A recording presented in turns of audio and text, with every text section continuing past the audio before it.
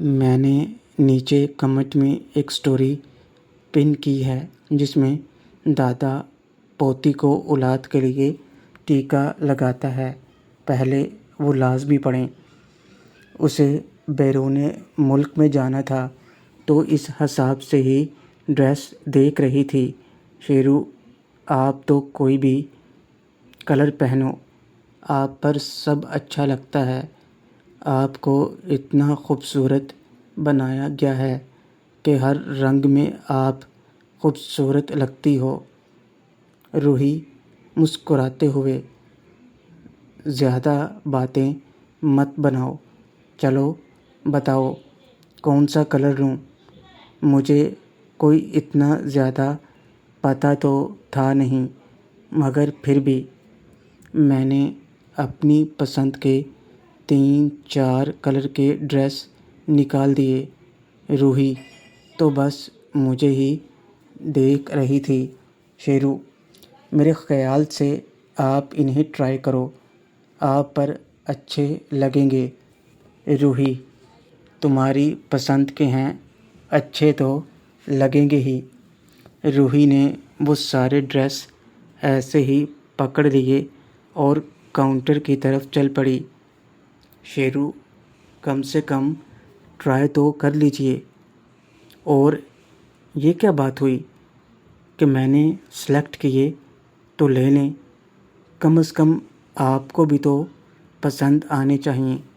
روحی، تم نا جو بھی پسند کرتے ہو وہ سب مجھے پسند ہے۔ میرا مطلب ہم دونوں کی پسند کافی ملتی ہے۔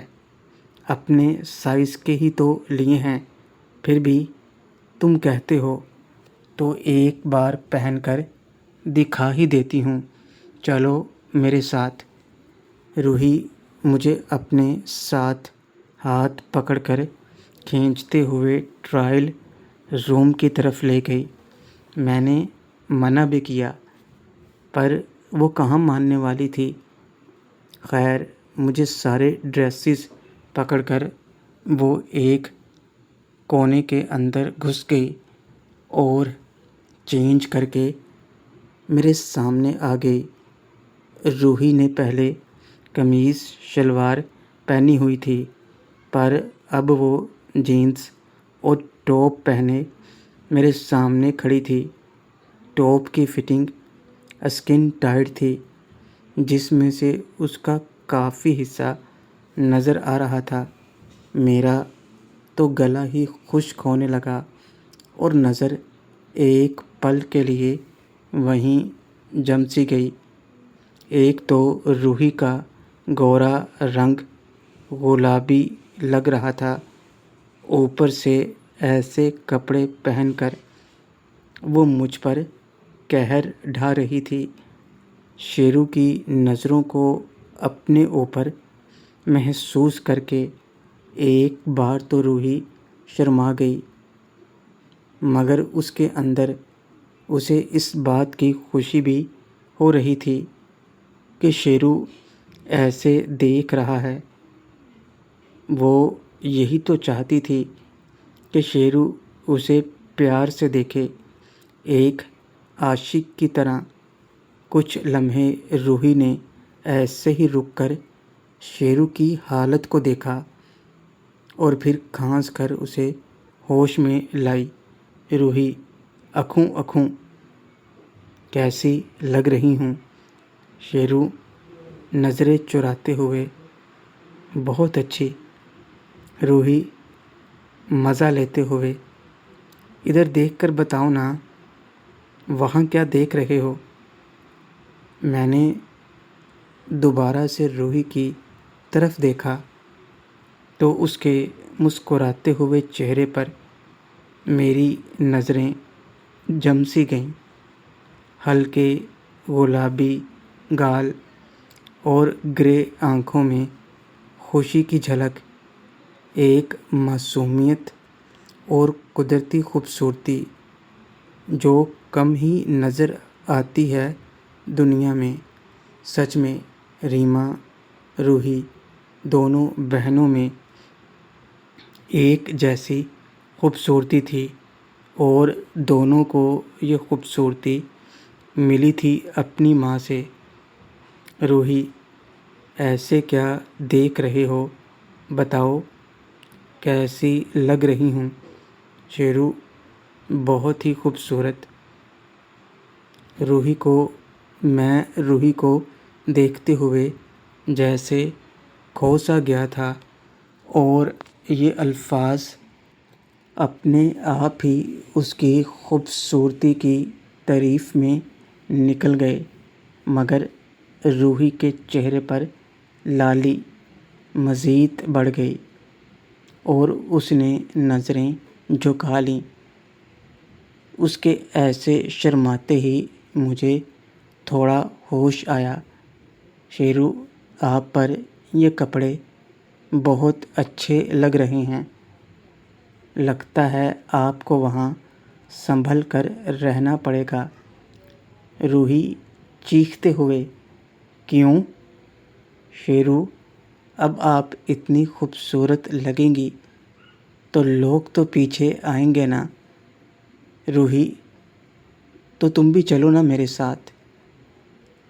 تمہارے ساتھ مجھے کسی کا ڈر خوف نہیں۔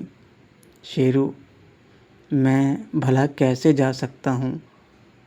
ویسے بھی ہو سکتا ہے آپ کو وہاں کوئی سپنوں کا راجکمار مل جائے۔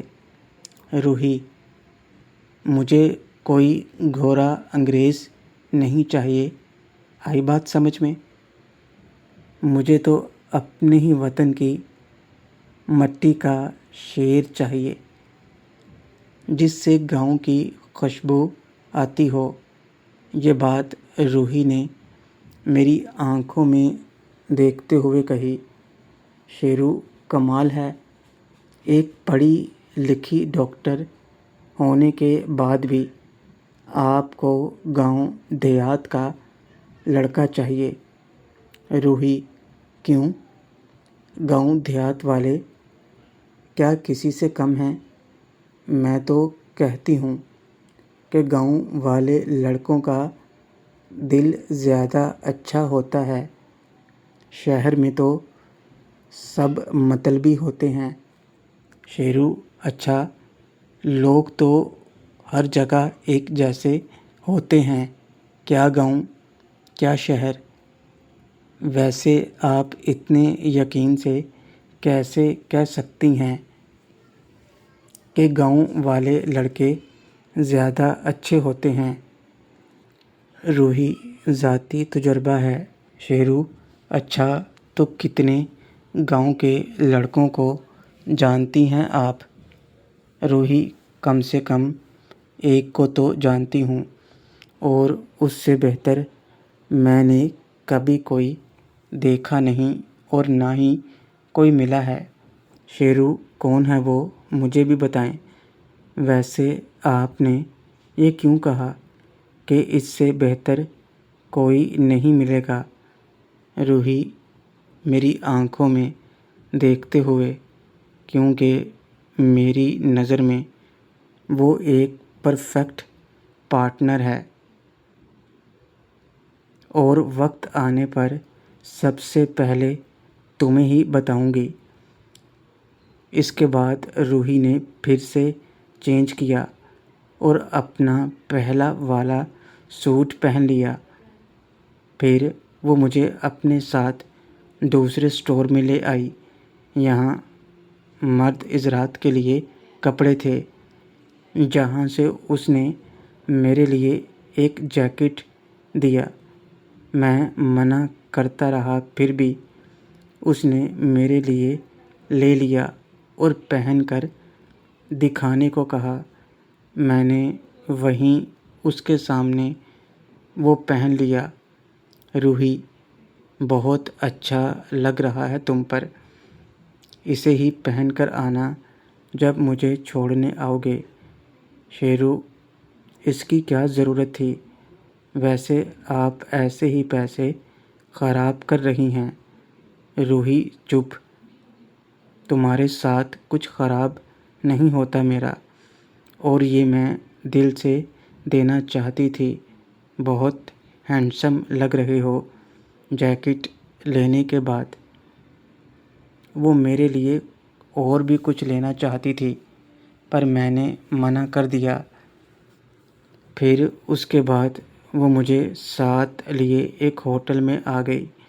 شیرو، اب کیا کرنا ہے؟ روحی، میں نے کہا نا، آج میں تمہارے ساتھ وقت گزارنا چاہتی ہوں، اس کے بعد ٹائم نہیں ملے گا اور پھر مجھے باہر چلے جانا ہے۔ اب چپ چاپ میری بات مانو، آج ہم ساتھ میں ڈنر کریں گے۔ روحی کی بات سن کر مجھے نکت خالہ کا خیال آ گیا۔ آج وہ پھر سے میرے اوپر غصہ کریں گی۔ خیر، اب روحی کو منع نہیں کر سکتا تھا، تو میں نے روحی کو بٹھا کر سائیڈ میں جا کر مہرین کو فون کر کے بتا دیا کہ میں ڈنر کر کے آنے والا ہوں۔ وہ ناراض ہونے لگی۔ میں نے اسے نکت خالہ کو سمجھانے کو کہہ دیا اور واپس روحی کے پاس آ گیا، جہاں اس نے آرڈر دے دیا تھا۔ میں اس کے سامنے بیٹھا تو وہ مسلسل مجھے ہی دیکھے جا رہی تھی۔ اس کے چہرے پر ایک خاص طرح کی مسکراہٹ اور خوشی تھی۔ شیرو، ایسے کیا دیکھ رہی ہو؟ روحی، کچھ نہیں، بس سوچ رہی ہوں، آج پہلی بار تمہارے ساتھ ایسے باہر ڈنر کرنے آئی ہوں، کتنا اچھا لگ رہا ہے۔ اس کے بعد پتہ نہیں کب ہم ساتھ ہوں گے۔ کیسے میں اتنا وقت دور رہوں گی تم سے؟ شیرو، مجھ اکیلے سے تھوڑی دور رہیں گی آپ کی موم اور ریما بھی تو ہیں۔ روحی، ہاں وہ تو ہیں۔ ایک بات مانو گے؟ شیرو، آپ کہیے۔ ضرور مانوں گا۔ روحی، میرے جانے کے بعد امی اور ریما کا خیال رکھنا، انہیں تمہارے بھروسے چھوڑ کر جا رہی ہوں۔ شیرو، آپ فکر نہ کرو، میرے ہوتے ہوئے انہیں کوئی مشکل نہیں ہوگی۔ روحی، تمہارے ہی تو بھروسے جا رہی ہوں، مجھے پتہ ہے تم ہمیشہ میرا اور میرے خاندان کا خیال رکھو گے۔ تم میرے لیے اب میری فیملی کا حصہ ہو۔ میں نے من میں سوچا، بات تو صحیح ہے، ریما سے شادی کے بعد تو ویسے بھی میں آپ کی فیملی کا حصہ بن جاؤں گا۔ پھر ویٹر کھانا لے آیا اور ہم کھانا کھانے لگے۔ کھانا کھاتے ہوئے بھی روحی مجھے دیکھ رہی تھی، جیسے آج وہ آخری بار مجھ سے مل رہی ہو۔ میں اس سے پوچھتا تو وہ بس مسکرا دیتی۔ ڈنر کے بعد ہم وہاں سے نکلے۔ روحی مجھے ساتھ لے کر سمینا میڈم کے گھر واپس آ گئی اور یہاں سے میں بائک لے کر واپس گھر آ گیا۔ ادھر روبینہ خان اپنے گھر میں بنے آفس میں بیٹھی اپنی بھیجی ہوئی پولیس پارٹی کے میسج کا انتظار کر رہی تھی کہ کام بنا یا نہیں۔ تبھی ایک پولیس والا بھاگتا ہوا اس کے پاس آیا۔ میڈم، بہت بری خبر ہے۔ اس پولیس والے کے چہرے سے ہی ظاہر تھا کہ خبر بری ہے۔ اس کے الفاظ سن کر روبینہ چونک گئی۔ روبینہ خان: کیا ہوا؟ کون سی بری خبر ہے؟ کیا وہ ہاتھ نہیں آیا؟ میڈم، اسے تو ہماری ٹیم نے اٹھا لیا تھا، جیسا آپ نے کہا تھا۔ اس کی سیکیورٹی میں کچھ لوگ ہوں گے تو ویسا ہی ہوا، مگر ہماری ٹیم نے ان لوگوں کو انکاؤنٹر میں مار ڈالا اور اسے اٹھا کر لا ہی رہے تھے کہ راستے میں اتنا بول کر وہ پولیس والا چپ ہو گیا۔ روبینہ خان: راستے میں کیا ہوا؟ راستے میں ایک بے قابو ٹرک نے ہماری دونوں گاڑیوں کو اڑا دیا۔ وہ سب ہسپتال میں ہیں اور کچھ کی حالت زیادہ خراب ہے۔ یہ سنتے ہی روبینہ خان غصے سے آگ بگولا ہونے لگی اور اپنی سیٹ پر کھڑی ہو گئی۔ روبینہ خان: کیا؟ ٹرک نے دونوں گاڑیوں کو اڑا دیا؟ یہ کوئی ایکسیڈنٹ نہیں، ضرور یہ سب جان بوجھ کر کیا گیا ہے۔ کہاں ہیں وہ لوگ؟ میڈم، انہیں ہسپتال لے جایا گیا ہے۔ فی الحال ان کی کنڈیشن کی پوری تفصیل نہیں ہے، مگر ایک اور مسئلہ ہے۔ روبینہ خان: بولو۔ میڈم، آپ نے جیسا کہا تھا، ہم نے وہاں پر کسی کو انفارم نہیں کیا تھا، اور اب وہاں کی پولیس بھی اس بات پر ناراض ہے اور اس پر ایکشن لینے کا کہہ رہی ہے۔ روبینہ خان: وہ میں دیکھ لوں گی۔ تم لوگ ابھی ایک اور ٹیم لے کر ہسپتال جاؤ۔ وہ لوگ ضرور اسے مروانے کی کوشش کریں گے۔ مجھے وہ زندہ چاہیے، اور دیکھنا اپنے لوگوں کا صحیح سے علاج ہو رہا ہے یا نہیں، اور اس ٹرک کا پتہ لگاؤ جس نے بھی یہ کیا ہے۔ میں اسے چھوڑوں گی نہیں۔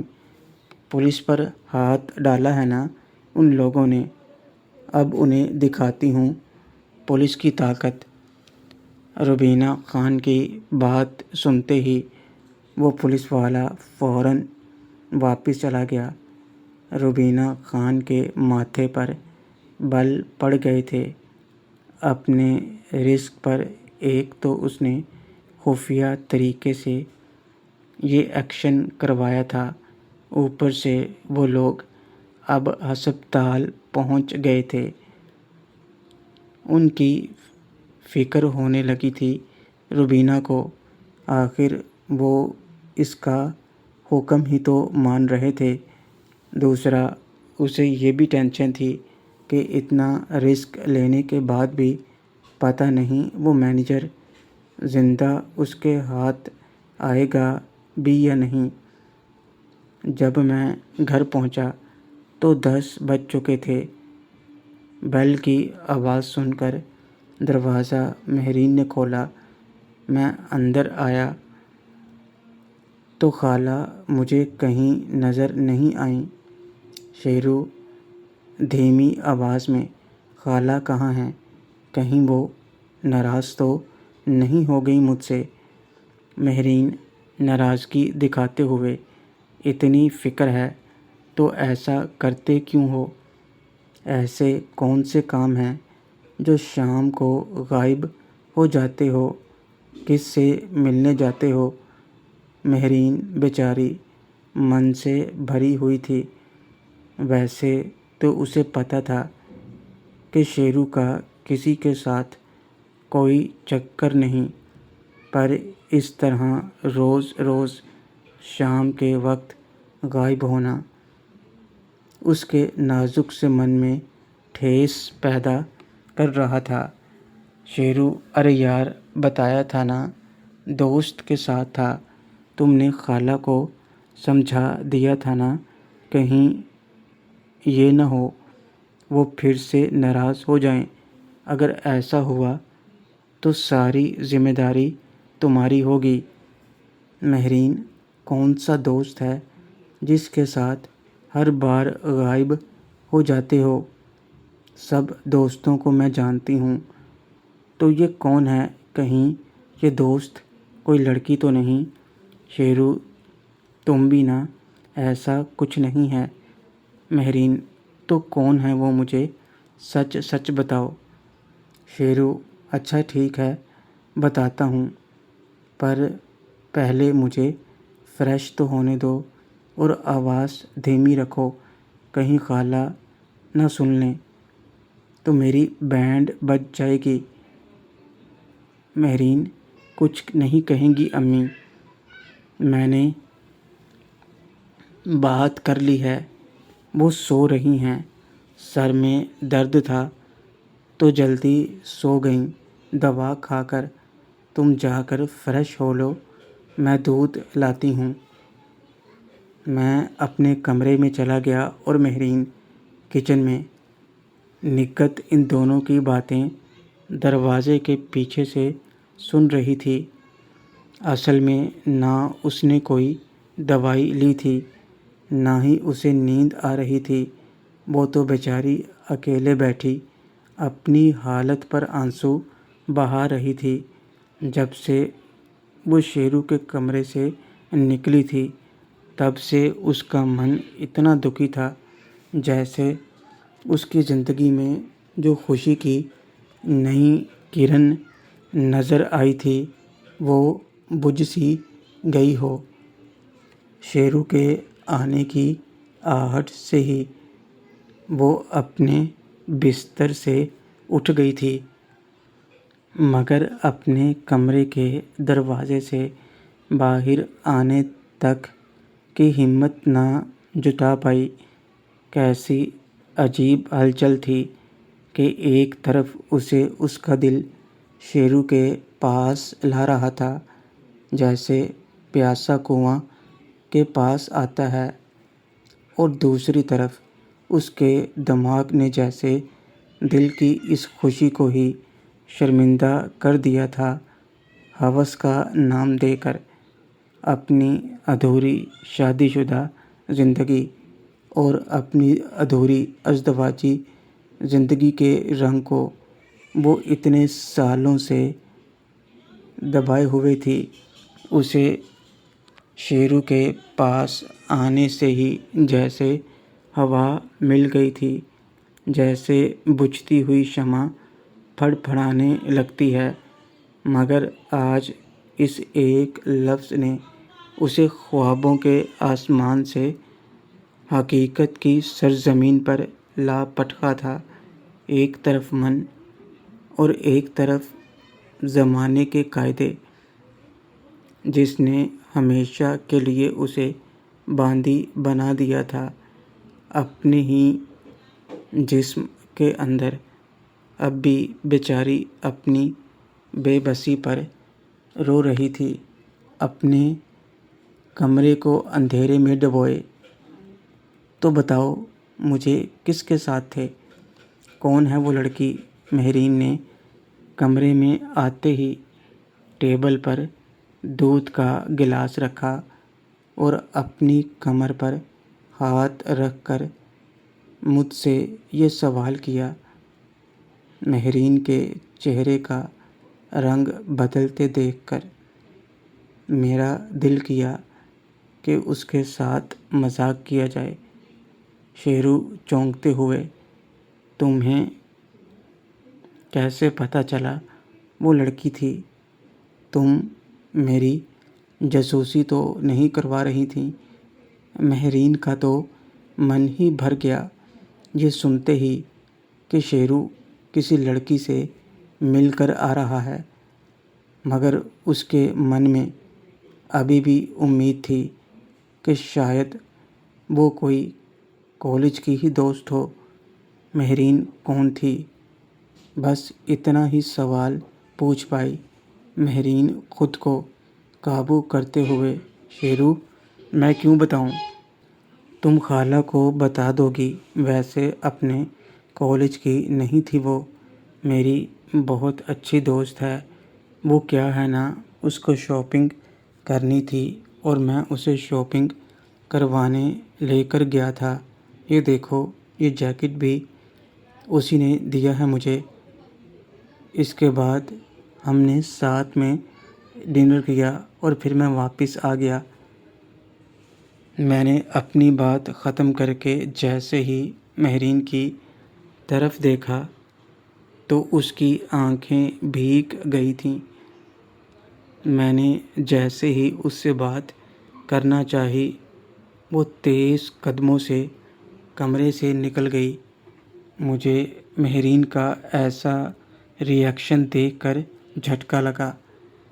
میں نے تو بس اس کے ساتھ مذاق کرنے کی کوشش کی تھی، مگر وہ تو ناراض ہو کر بھاگ گئی۔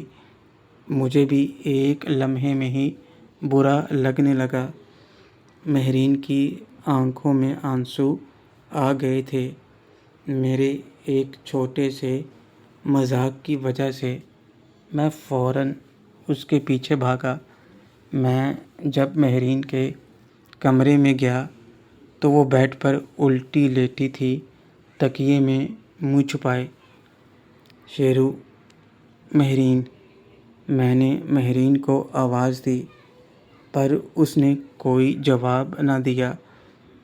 میں اس کے قریب جا کر بیٹھ گیا اور اس کے کاندھے پر ہاتھ رکھ کر اسے آواز دی، مگر مہرین نے کوئی جواب نہ دیا تو میں نے اس کو پلٹ دیا۔ مہرین کا چہرہ آنسوؤں سے بھیگا دیکھ کر میرا دل بے چین ہونے لگا۔ شیرو، مہرین، تم رو رہی ہو؟ ایسا میں نے کیا کہہ دیا جو تم ایسے رونے لگی؟ ارے پاگل، میں تو مذاق کر رہا تھا، تم ایسے ہی رونے لگی۔ میں نے مہرین کے آنسو صاف کرتے ہوئے کہا۔ تو ایک پل میں مہرین کی آنکھیں بڑی ہو گئیں اور آنسو رک گئے۔